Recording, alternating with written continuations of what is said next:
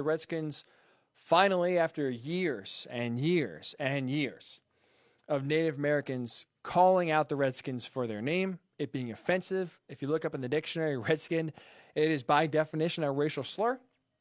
But the owner, Redskins owner Dan Snyder, has stood by the name forever. And now, finally, because of financial pressure from FedEx, financial pressure from Nike and Bank of America and Pepsi and other advertisers, 11 days ago on July 3rd, Dan Snyder announced that the Redskins are reviewing the name, consider changing it, look into it, and say, okay, if we find it or if it truly is offensive, we will change it. Earlier this morning, the Redskins put out a notice, and officially, the nickname Redskins has been retired, the logo has been retired, and we will have a new name in Washington this year at some point.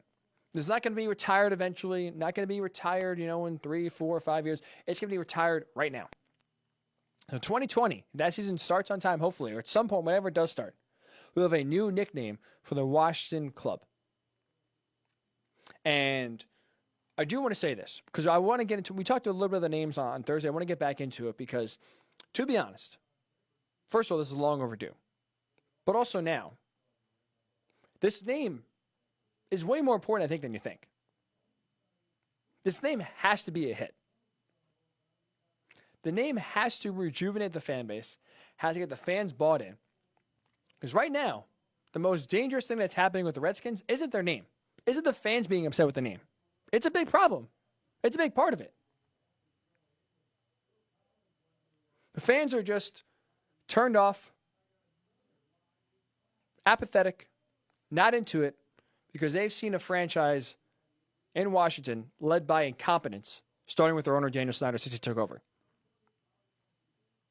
Daniel Snyder has continued to back up the name, continued to use, excuses as to why he thinks the name is honoring Native Americans, not making a mockery of it, not using them as a mascot only. And finally, because as we know, you say follow the money. Money changes everything. Well, guess what? Now all of a sudden you have threats of money not coming in anymore. We have the name rights for your stadium in FedEx Field.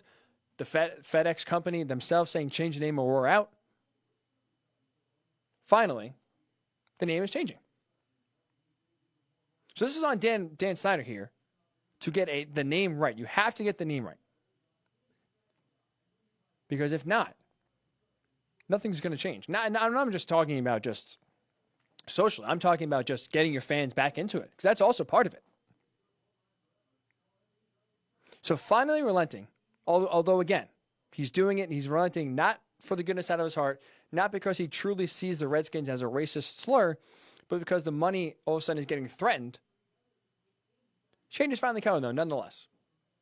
And the first step to get a fan base re-energized, to get some more buy-in from the fans, I think to at least try to turn your image around, because so far, Daniel Snyder, because of James Dolan, is not the worst owner in sports. James Dolan sold the Knicks. If James Dolan even just didn't touch the Knicks, he let the people he hired do their jobs, Daniel Snyder by far would be the worst owner in sports. Because of that, because of James Dolan, because of James Dolan's continued success, we'll say, in screwing up the Knicks, in getting front page headlines for the wrong reasons, Daniel Snyder is not known as the worst owner in sports. He has to change around his image. Because I think a lot of fans aren't going to come back until either there's a new owner, which I don't think is going to happen. They see true change. They really think Daniel Snyder learned. Getting a great name, either changing or making a wrong or right, getting a name that the fans could buy into, to me at least, is a great first step into trying to bring some of these fans back, filling up FedEx Field again, and re-energize the fan base, get them back in and support a name that they are proud of. Now, a name is supposedly in the works. The name won't be announced today because of trademark issues, but apparently sooner rather than later we will have a name at some point, again, before the season starts, which is not that far away. The Redskins is retired and no more. So we talked about it on Thursday. I want to kind of bring it back, and if you have any names, please write them on Facebook, and we will read them before we get out of here, that's for sure.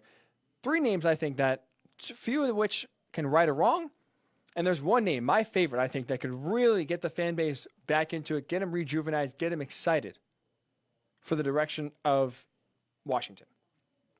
So like I said, I did this on Let's repeat here at least. Number 3, I think, out of 3 names, I think we'll go from 3 to 1.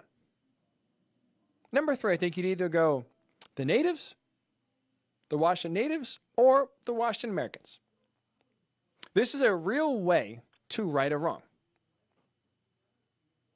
The Natives, instead of using Native Americans as a mascot, instead of depicting them as more of just, a mockery almost, and using them strictly, again, for a name right, you can honor them. Actually honor them. Not just have the name and then say you're honoring them and just basically ignore them. Natives can bring attention to Native Americans, but in a positive way. Even Ron Rivera, the head coach of Washington, he told the Washington Post that he hoped the new name could be in place by the start of the 2020 season, and revealed he and Dan Snyder both shared a goal of honoring Native American culture and the military with the selection of the new name. Natives can do that. Americans can do that. Us as a country, us as Americans, you can use, being in the nation capital, the Washington Americans or the Washington Natives, either or. I think both honor Native Americans, both honor this country, and at least bring the right attention to these groups, not the wrong attention. Not to mention, if you want to stick with the theme of professional sports in Washington, D.C., the Washington Nationals, the Washington Capitals, both play off of being the capital of the United States. I think both can bring some good attention by either the Washington Natives or the Washington Americans. So that's number 3. Number 2, speaking of the military and honoring the military, like Ron Rivera said, I really do like the Red Tails. I really do. Nickname for the Tuskegee Airmen, again, the first African-American aerial unit that broke the World War II color barrier. A great way to honor a group that was historic. Another way to right a wrong for, again, instead of having a racist slur, a definition of a racist slur as your team nickname and as your logo, you can change the name to honor those who really broke boundaries, who did great work in our country, and open up opportunities for those after them. The Red Tails, I think, one is a cool name. The Washington Red Tails, I think it flows. You still keep the HTTR saying that, a lot of fans like to say the hashtag is popular. Hail to the Redskins, hail to the Red Tails. Flows off the tongue and it rolls, and it's not too different than what the name is right now. So I think Red Tails is a great opportunity to bring some historical reference, to bring some reverence to a great group who did a lot of great work. And again, right or wrong, go from a racial slur as a name to something that honors great people in this country. Right or wrong, which I think, as you heard, as Ron Rivera just said, he wants to honor either Native American culture and the military. I should say and, not or, excuse me. So he wants to do both. I think the Red Tails is a great example, and either the Natives or Americans are also a great example. So those are the 2 ways if Dan Snyder Dan Snyder. Ron Rivera will have some input, but at the end of the day, it's going to be up to Dan Snyder, the owner of Washington. I think those are 2 great ways if he wants to truly right a wrong, to truly honor history in the past, and go forward, try to correct the mistakes that he made. I think those are 2 great options. Now, my personal favorite here, number 1. Here's a name that goes back in history to the actual Washington Redskins team. It's a nickname that came from the 80s and early 90s.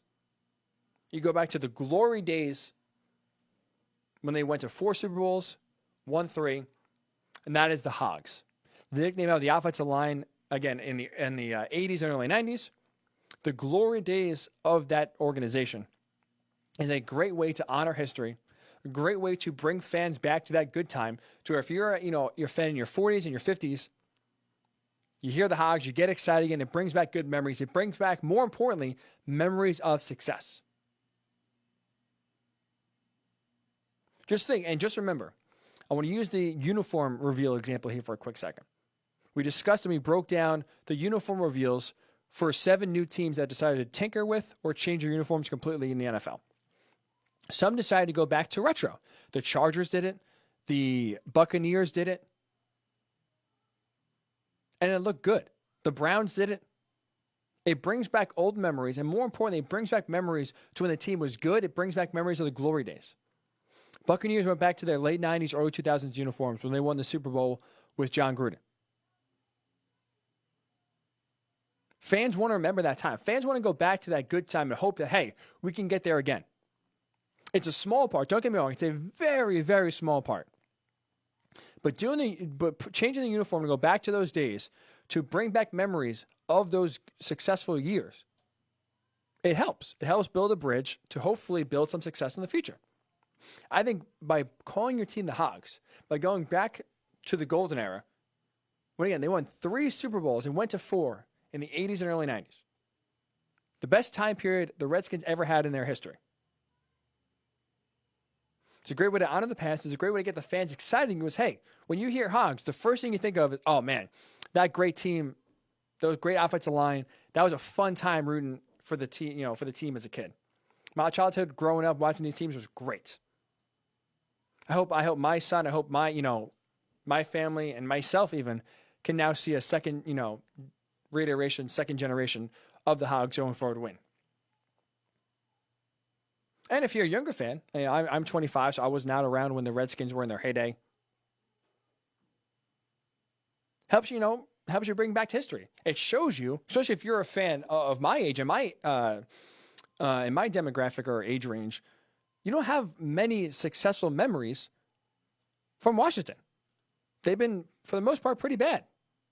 They had a little blip with RG3, a little bit of hope there, a little bit of glimmer, but that faded out pretty quick. There's not been many positive times to look back upon if you're a fan under 30 or 35 that you remember that associate well with Washington. So you bring back a little historical reference. For those older fans, you bring back some great memories. And I think you can use the name. It's something that the fans would really rally around. The Hogs. Yeah, the Hogs. We are going back. We're going to reinvigorate, rejuvenate our fan base. We're going to go back to those great times when we won 3 Super Bowls. We went to 4. We're going to bring back the 80s in the 2020s. I think the Hogs would have immediate buy-in from those fans that maybe have stopped watching, maybe could have cared less, maybe just wasn't all that into watching a team because they felt hopeless with a team that had no future. So for me, I think the Hogs is the name. I think that's absolutely the direction that Washington and Dan Snyder should go. But we will have a name soon. We will have a name next few weeks, possibly. Again, it has to be here before the season starts. Right now, we have no name. It's just Washington. But we do commend Dan Snyder and Washington's organization, despite the fact that they're only doing this because of money, despite the fact that if it wasn't for FedEx and Nike and Bank of America and Pepsi and all these other sponsors that threatened to pull their money, if it wasn't for them, we probably wouldn't have this conversation today.